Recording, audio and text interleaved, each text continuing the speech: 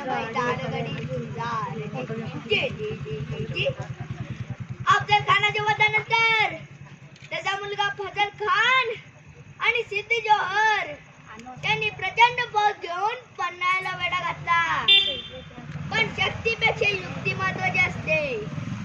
शिवाजी महाराजांनी शिवा काशीला बोलून घेतला आणि म्हणाले, शिवा आमचं रूप घेऊन सिद्धीला भेटायला जातोस?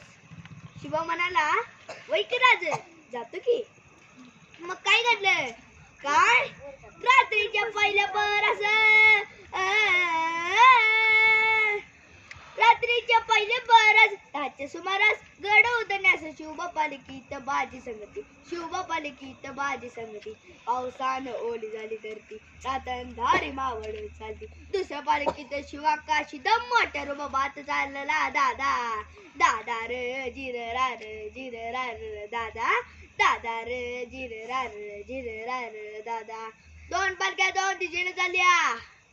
त्यात एका पालखीला खान सेनानी गराडा घातला. पालखीतनं शिवाला बाहेर काढलं आणि सिद्धी समोर बसवलं. तवर एक बातमी आली, हुजूर हुजूर शिवाजी भाग गया, शिवाजी भाग गया. सिद्धी गडाला. सिद्धीने मेहनतून तलवार काढली आणि शिवावर धरली. आणि सिद्धी म्हणाला, सच बता कौन है तू, वरना मारे जाएगा. शिवा हसला आणि म्हणाला, अरे जन्मात जरी शिवा काशीद म्हणून जन्मला असलो तरी मरताना शिवाजी महाराज म्हणून मरतोय. हे बाकी काय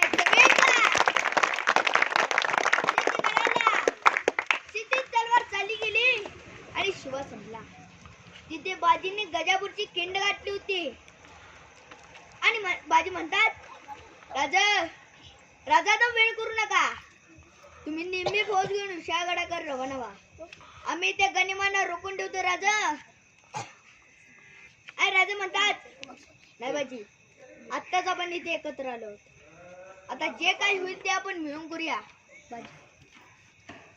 आणि बाजी म्हणतात, राजा लाख मेला तरी चालतील पण लाखाचा पोशिंदा जगला पाहिजे राजा.